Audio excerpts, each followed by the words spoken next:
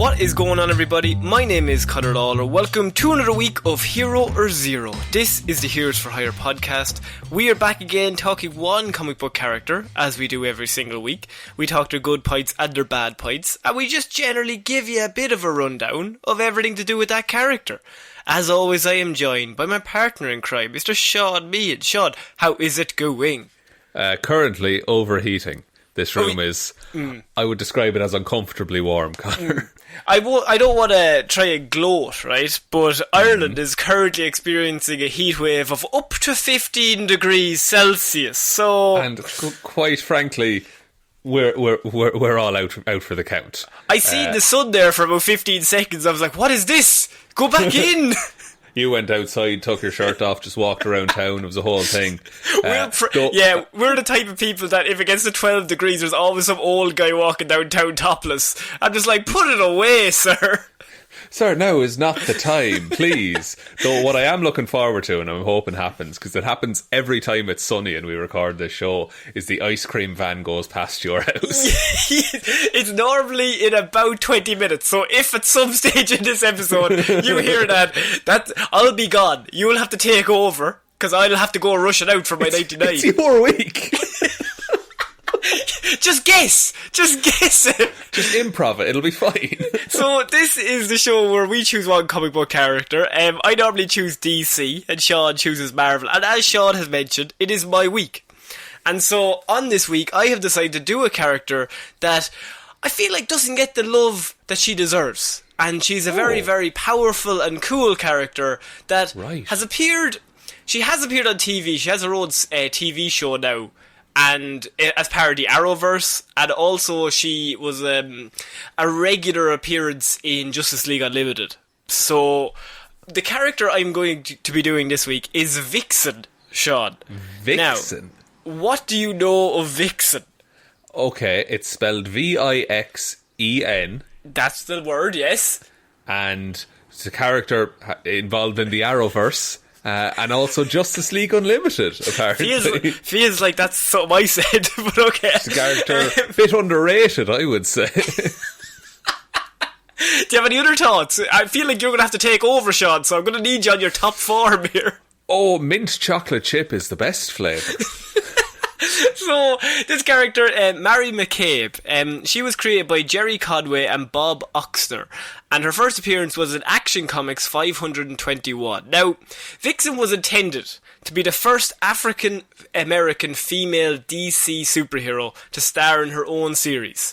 And this is during the early 80s of DC, and so they were going to push her as the first African-American female DC superhero to be like, she's getting her own series, and it was a big deal. Right, okay. But this was also at the same time, they were launching multiple characters at the same, basically to be like, we're going to run so many brand new characters, because we're going to just get a big implosion of all these new guys, and because Batman's cool. But what about all these new people? And it makes sense. Right, so as a business. Let's throw a bunch of stuff at the wall, and here's all the new comic characters, and we'll see which ones become the new fan favourites. Yeah, and unfortunately, the series was actually cancelled a few years before, in something called the DC Implosion, and was never released, right? Now, the story has subsequently been printed and been put out, but originally she was going to get her own series. But since her debut in Action Comics, she has primarily appeared in team books more so than her own series. Right. Most notably, various incarnations, Shaun, of the Justice League and the Suicide Squad. And so, this is a character... Justice League and Suicide Squad? Yes! It's so interesting. It's so interesting that she doesn't get, like, name recognition for a character that has been involved in all the teams we love since the 80s.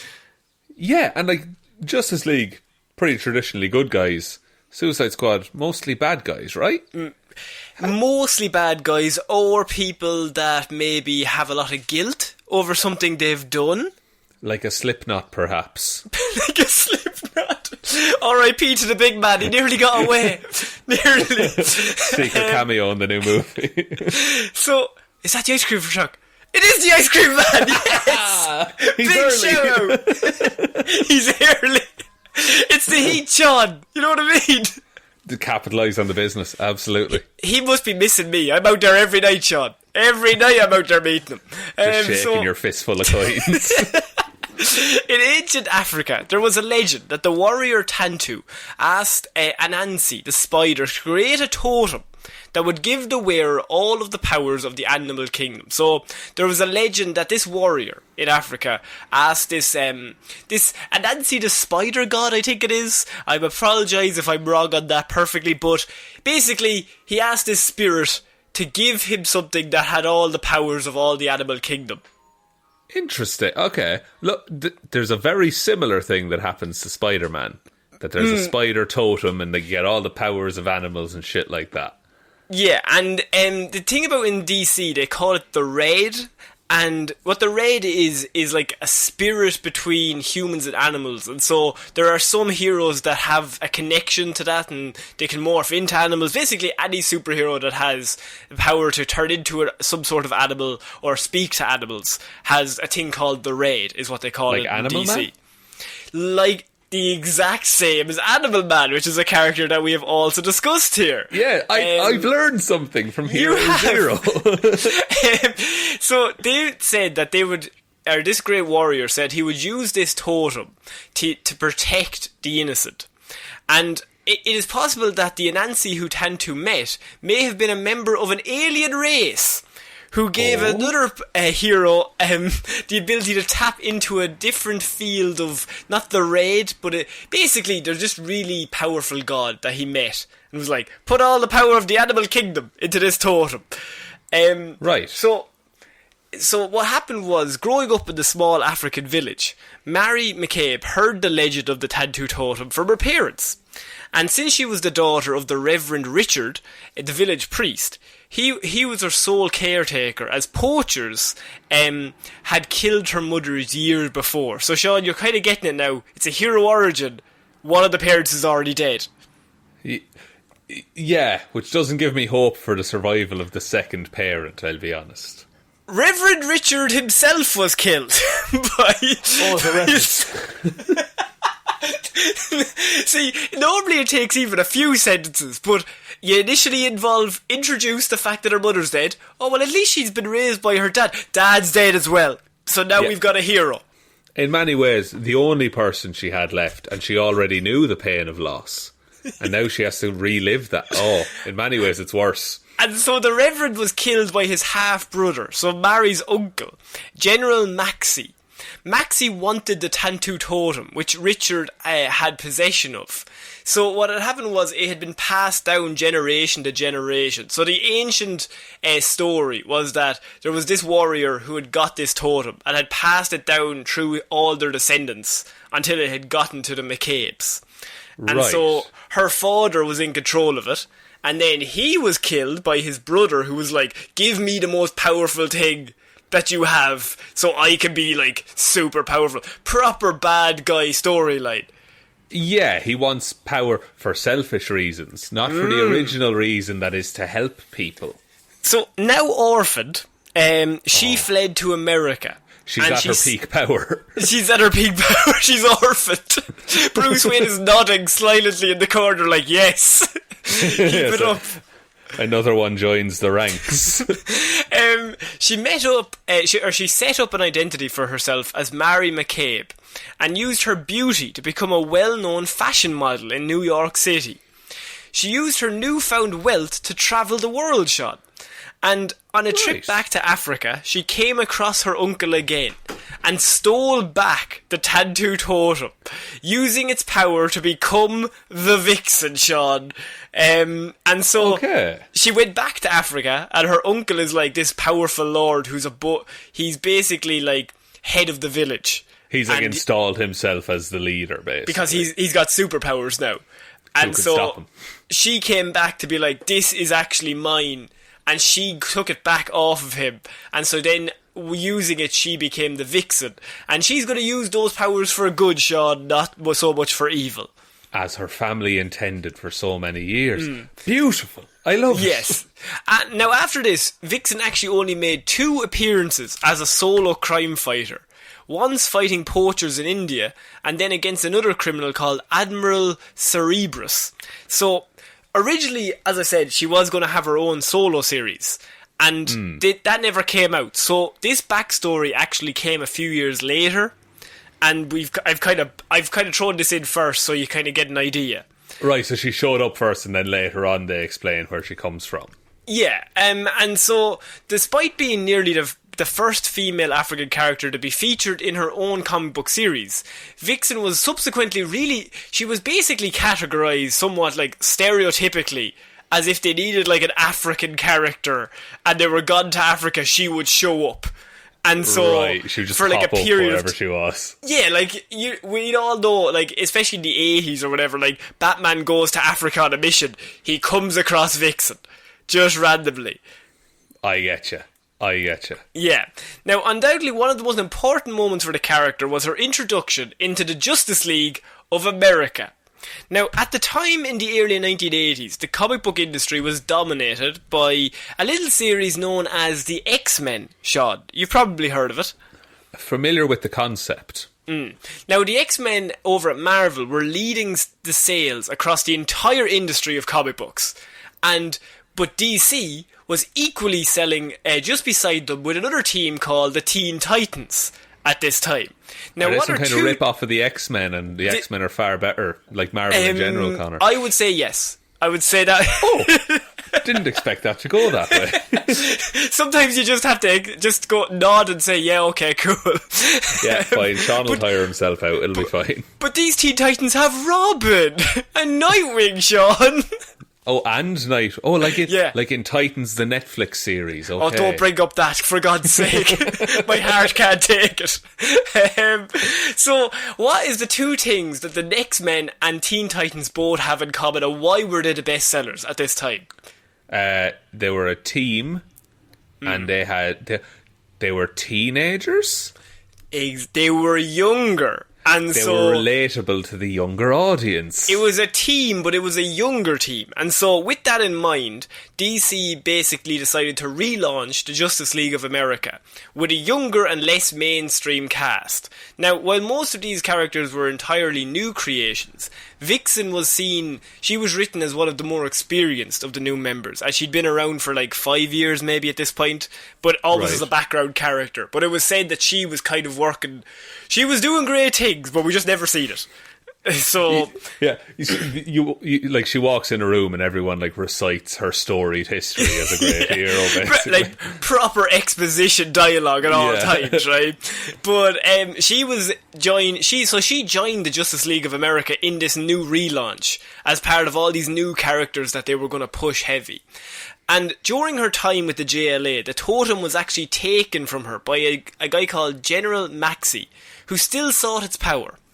Now, the totem, Shaun, the totem would grant its full power to those who would use it to protect the innocent. And it wouldn't grant its full power to those who were going to do bad stuff with it. So the totem can decide, like, it's like, okay, you get 20%. Or you get... Okay. What I will say, by the way, General Maxey is her uncle. So the uncle had come back for the totem. Oh, right, okay, so, but she's more powerful with the totem than he would be, for example. Yes. Okay. So he takes it, and he is transformed into a raging beast, because he can't control it. He just becomes this big monster thing, which is classic. So he gets, like, the animal power. Yeah, it's classic, like, you get what you wish for, but at a cost. Like, he gets all the animal powers. Yeah, you always get that in heroes and in stories involving heroes and villains that like have like injections or something. Like, so the bad guy, instead of taking 1, he takes 50 and he becomes this big monster. If I can make Connor, the Incredible Hulk 2009. Tim Roth. Isn't that 2008? I thought Iron Man was 2008. No, both of them 2008.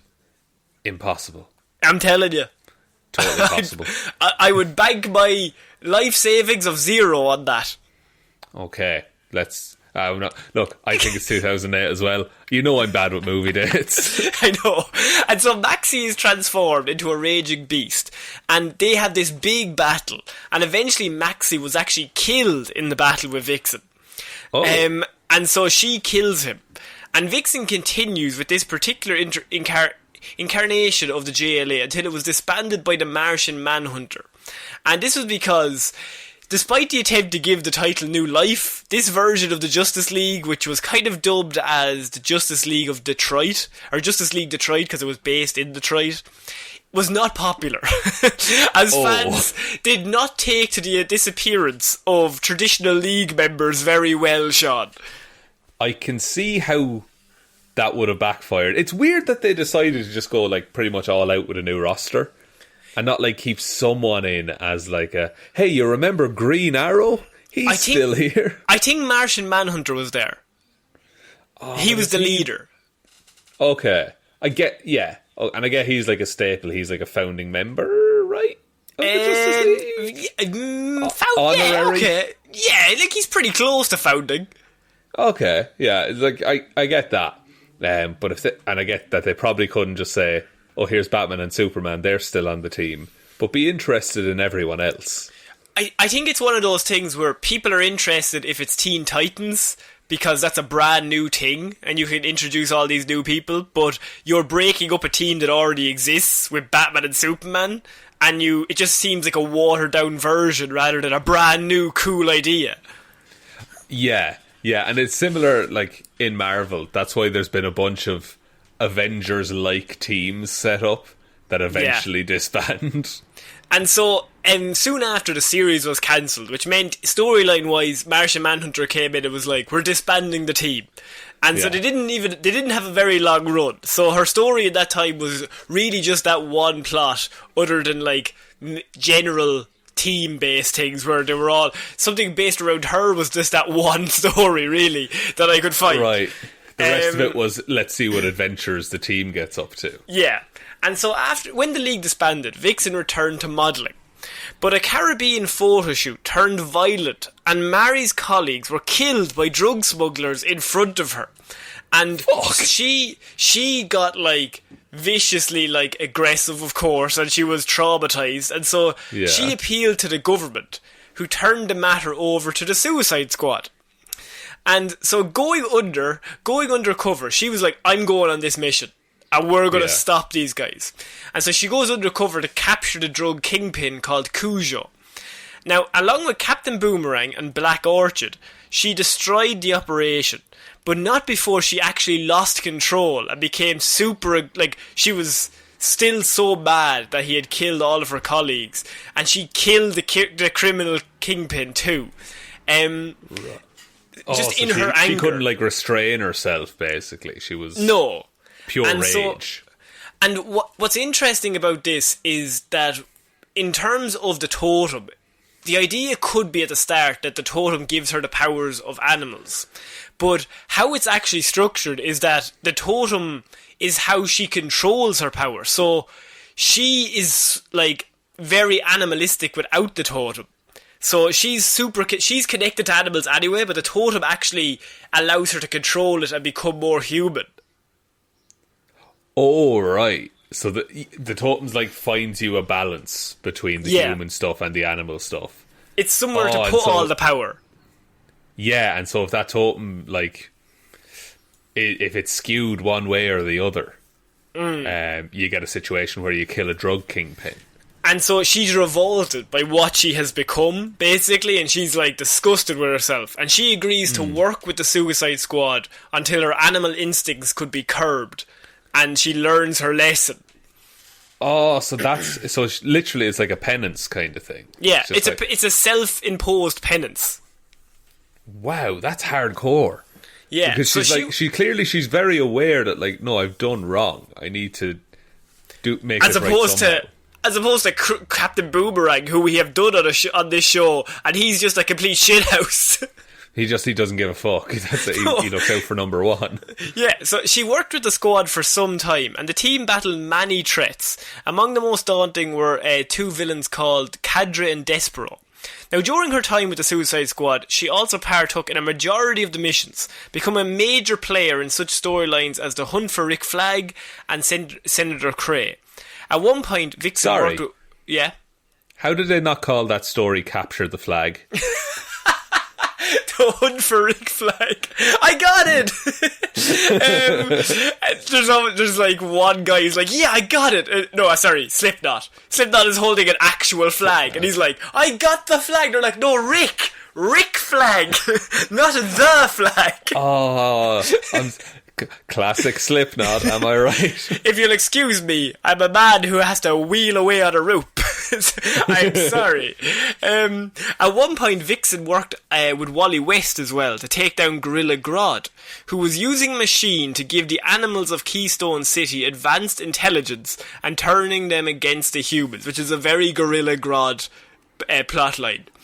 It is. Have we done Gorilla Grodd on the show? We haven't done Gorilla Grodd on the Hero Zero yet.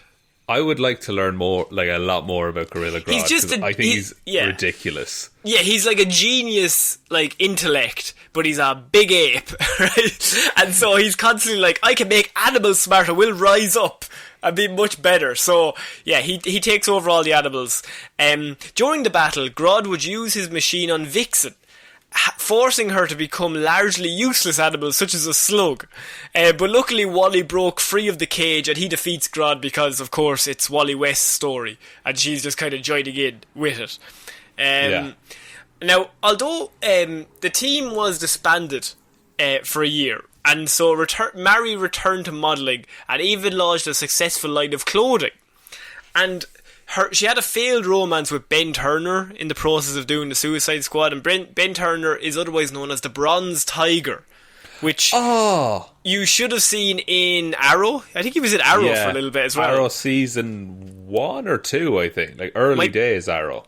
Yeah, and so he's Bronze Tiger. So she has a failed romance with him. They're on again, off again a lot, and he made. Her failed romance with Ben Turner made Vixen decline an offer to rejoin the squad, basically. So they invited her back in and she was like, we're kind of broken up and I think that'd be awkward, so I'm not going to join back up with the team. I'm also a really successful model and really rich, so... I love how she always goes back to the modelling. She's just like, oh look, I have this thing I'm very good at. Like the superhero thing, that's just a side gig. Like, she wants to stop crime, but like, if the Suicide Squad's like, we're done, and you have 2 months off, alright, I'll just go make a shit ton of money modelling. Alright, cool. Unreal. Vixen reluctantly agrees to return eventually, as she senses a chance to help the tortured Bronze Tiger, because Ben Turner was going through a difficult time. So she turns up, and she basically wants to come back to help him, but she ultimately gives up on the Tiger, sensing he would never admit to needing his help, or to needing her help, I should say. And so she is in and out really of storylines until around 2008, and it's this she departs from the squad again, and she actually occasionally works with Animal Man, which is a character we have discussed Good here. pairing. It makes sense that they would be together, does it not? Yeah, that's like 2 skill sets that perfectly complement each other. And she would return shortly to the Justice League during the events of Infinite Crisis. And during the events of 1 year later, which comes after that, the Justice League is reformed, once again, behind the direction of Superman, Batman, and Wonder Woman. Now, she is not initially considered as a member, because Superman thinks that Superman's like, yeah, I think we should bring her back in, and Batman and Wonder Woman are like, no, we don't want her back in. But I think it's a case of Batman doesn't like everyone, and Wonder Woman's kind of like, I don't know if she's proven herself yet, because she's worked with the Suicide Squad for the last 20 years. Fair. Who else do they allow on the team? Oh God, Booster Gold. I'm putting you on the spot there. I'm really sorry about that. I don't know who was on the 2009 version of the Justice League. But if they have like Red Arrow on it, who is like the canonically like he's been up to some stuff, then surely Vixen could be on yeah. But see, Vixen was then during this time, so she's not fully offered membership at the moment, right? And at this during this time, she was lured to a bar in Hub City by a supposed note sent by the Question. And when arriving at the bar, she's ambushed by 2 villains called Electrocutioner and Plastique. And Plastique quickly grabbed her... It's pronounced plastic, I'm sorry. Oh, for God's sake. No, it's Plastique.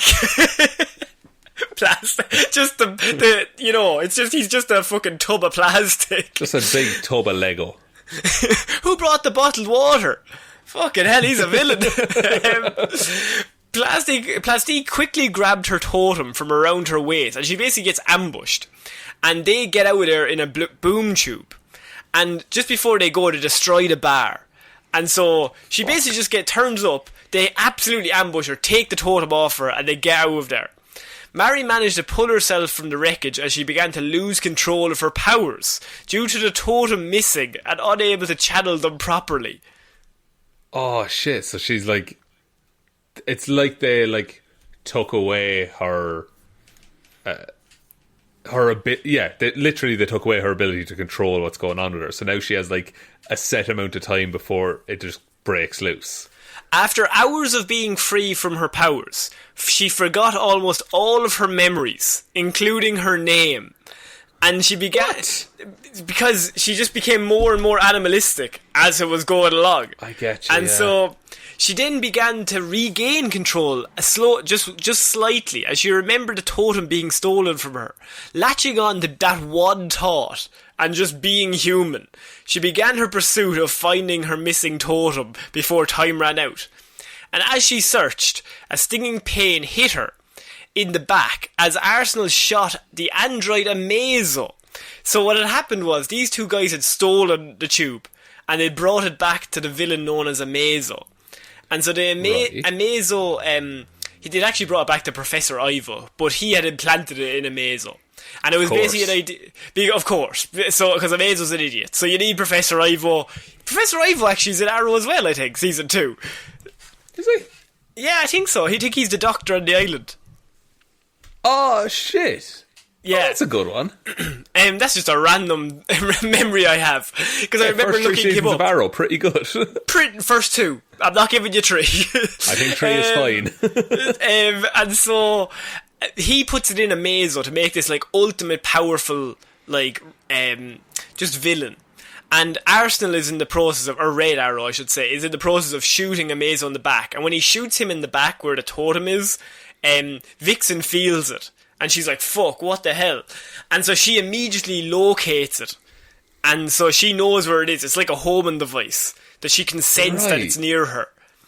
It's kind of like a reverse voodoo doll, kind of. Yeah. That, she can feel anything that happens to anyone with the totem at that point.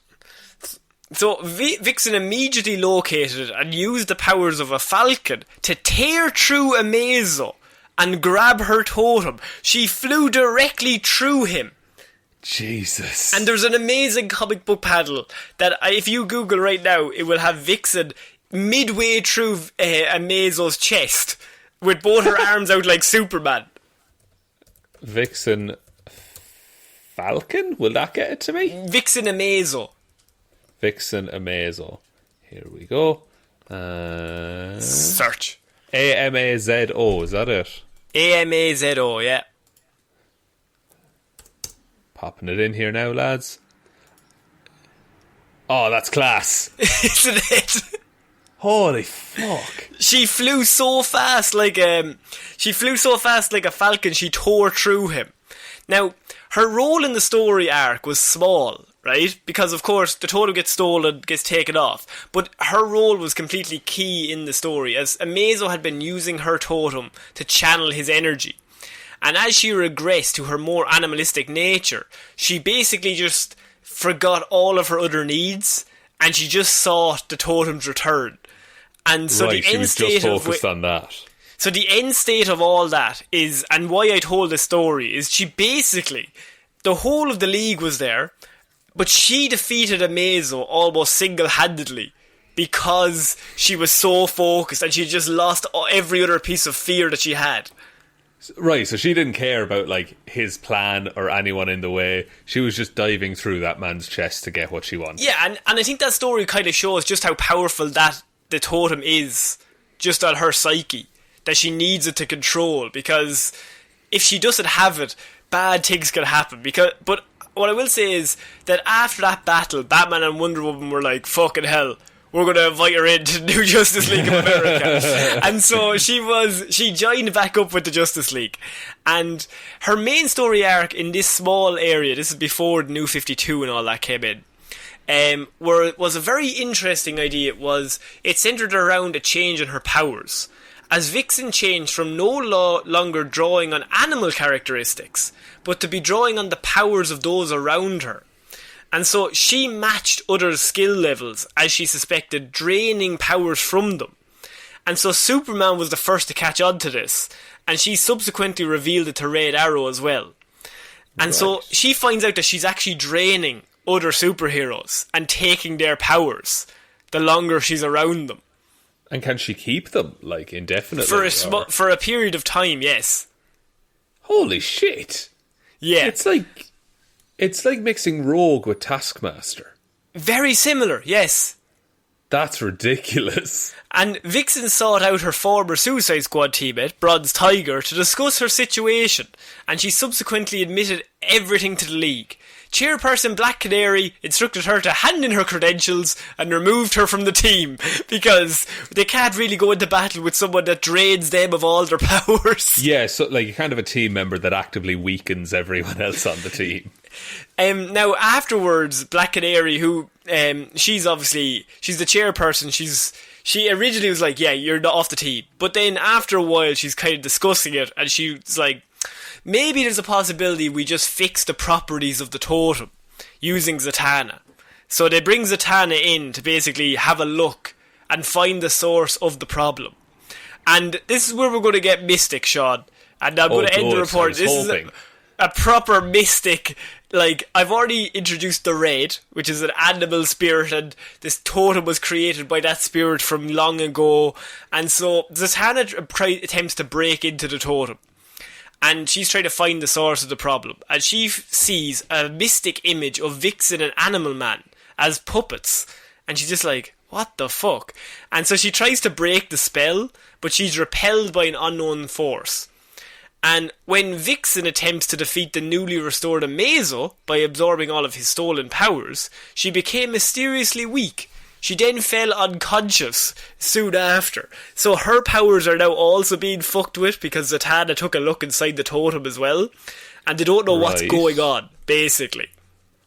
And so eventually Vixen went to see Animal Man, who they know each other, and since he had been affected by similar power fluctuations and was left unable to tap into the powers of animals. While they were there, Shaun, they were both sucked into the Tantu totem. They were sucked into... I love a story where someone gets sucked into a necklace. Yeah, and they're trapped in there. And and are they on their own at the time? So no one knows they're inside the totem. You're goddamn right, they're on their own at the time. Fuck yeah, I was really hoping they were on their own at the time. And they get trapped in Zatanna's vision. And they're trapped in Anansi the spider's net. So Anansi, the original god that created the totem, is living inside the totem. And very Anansi cramped. Is very cramped. Anansi is the trickster god of African folklore, and he reveals that his powers, and how being the king of the stories, he changed her personal histories and sources of powers to test her, right? So in an attempt to keep them contained, Anansi restores their connection to the Red, but also alters the personal history of the Leaguers, preventing them from ever founding the Justice League of America. So he's like, I'll give you your powers back, but I'm going to change everybody else's history, so nothing that you love ever happens. Jesus, he can just do that? Yeah, just what can you do? He's a god. Were they trying to fix something in the story with this, or like is this some kind of retconning happening? It is quite out there. I think this is the most out there story she's involved in, and it's a bit batshit insane, I'll be honest with you. But quite batshit insane. But what can you do? So, however, Vixen escapes, and she sought the new Leaguers. So Vixen is now in this weird new world, and we're like, the history has been changed, basically. Right. And so she goes to fight Anansi. And although she succeeds in gathering allies, there's still no match for Anansi's powers. And so Vixen eventually decided that fighting him was not going to make any difference. So she holds a gun and she aims it straight at her totem. Even though she knew that if the totem was destroyed, they would all be destroyed. And so she's like, give everyone back their timeline, or I'm going to kill everyone, including you. It's a fair trick, because, like, it's not a world she wants to, like, have exist anyway. So it's a bit of where she says, I'm willing to lose all of my powers. I don't give a shit as long as it kills you. But you're the ultimate bad. And so this forced Nancy to return things to normal. And then he revealed to Mary that the whole thing was actually a test again. But Nancy, of course it was. Of course, like, I'm only letting you in. It was a test. Yeah, he slow claps at the end of it, and it's just like, to be fair, he's the trickster god of African folklore, and all I keep thinking of, Loki would do the exact fucking same thing. It was a test. Was I testing you? That's it. Like, he'll be proved wrong, but he'll style it out. And it was like, your face is ridiculous. Oh, it's actually a joke. You believed it the whole time.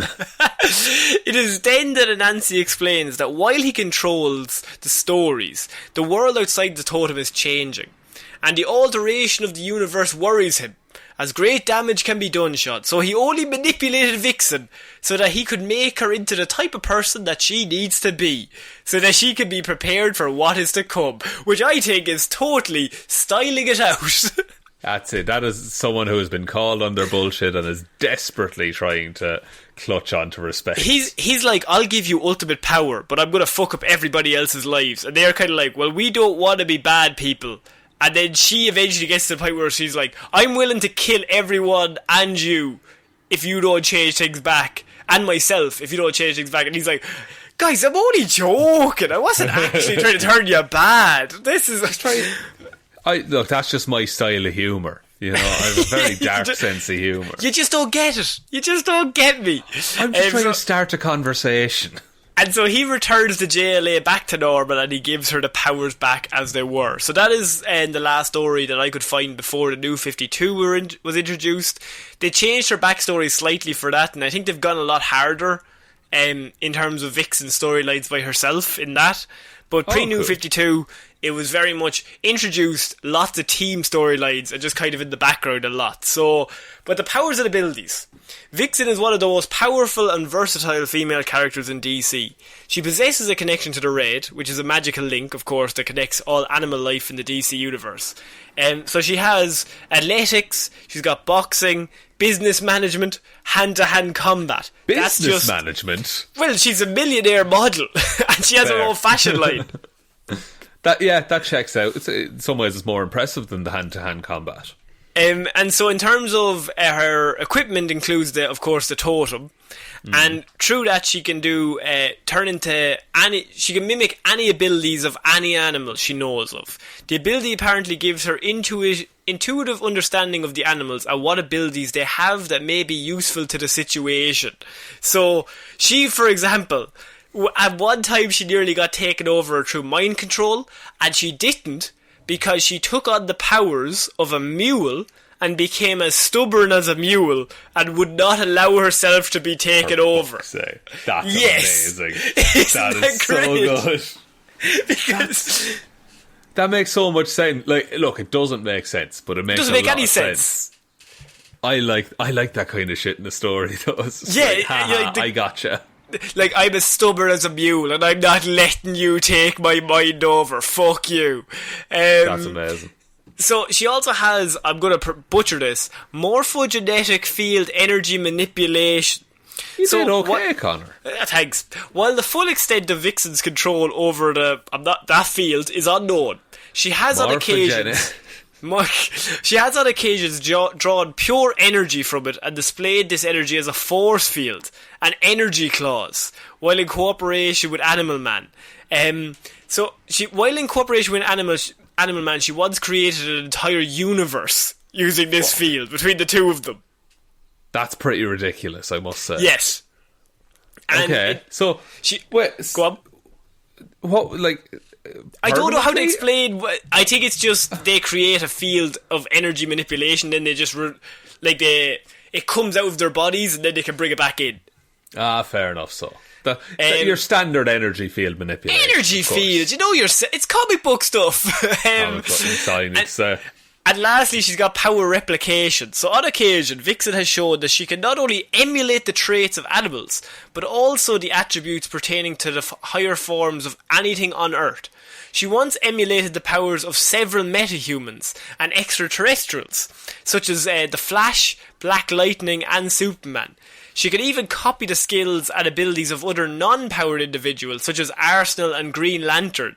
She even created herself a ring at one point because she took Green Lantern's powers. Amazing. That's really cool. That's very, combine that with the animal stuff. Like either way you flip that, she's a very powerful character. Like super powerful, like so powerful, which is amazing that it's one of those. It's very similar to Animal Man. Like all of my research showed me that it's just a case of they create this super powerful character and connect it to all this mystical shit, and they can turn into anything, and they can go into different worlds.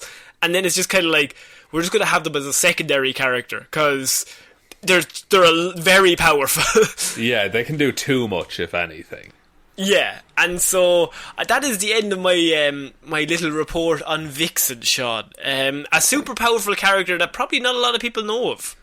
Yeah, absolutely. Like I had heard nothing about that character, really, until this report, so delighted to have learned more. It'd be cool to see more characters like that come up. Because I love that kind of shit, all the mystical magic bullshit. That's some of the best things about comics. And just make it up as you go along. Yeah, and I like that she has like real human problems as well. Like she has this difficult relationship. She deals with like, oh, my powers can go wildly out of control at any minute, and I need to manage that. The longer she stays in the form of an animal, the less human and more animal she seems to become. That's what you need in a character like that, because then, like, any time they use it, they're taking a risk. Yeah, so it's like you can become this powerful animal, but if you stay there for like 2 hours, you're a lot less likely to turn back. That's really good. There's a similar thing in like Game of Thrones in the books, that like, and anytime they like warg into a wolf or anything like that, the longer they stay in it, the more you just become the wolf, and there's none of the human left. Yeah, basically the exact same premise. That's class. I like that. No, well done. That's a lot of character to cover. Okay. Would you like to take us out, Shaun? Yes, thank you everyone for listening to this episode of Hero or Zero. We will be back Monday with Movie Mondays, Wednesday with Weird News Wednesday, and Friday with another episode of Hero or Zero. Big thank you goes out to everyone who supports us over on Patreon, patreon.com/Heroes for Hire podcast. Link to that in the description. Everyone who supports us over there gets access to things like movie reviews, chats about Falcon and Winter Soldier. Probably be doing more of those kind of things in the future, so head on over there and check it out. Also, you can follow us on all the social medias. They're all linked below. Facebook is Detective Dibbleman's discussion group, where we have chats about things. Twitter is at Heroes for Hire Pod, and Instagram is Heroes for Hire Podcast. But other than that, just tell one human being that we exist. Just a one, please. And I think that's about it, Connor. I think so. So I have been Ciara Lawler. I have been Shaun Meehan. I'll see you next week, guys. Bye. Bye.